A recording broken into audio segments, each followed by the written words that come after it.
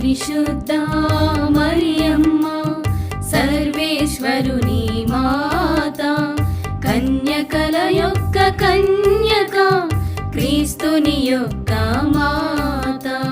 మా కొరకు వేడుకొనండి, మా కొరకు వేడుకొనండి, మా కొరకు వేడుకొనండి, మా కొరకు వేడుకొనండి.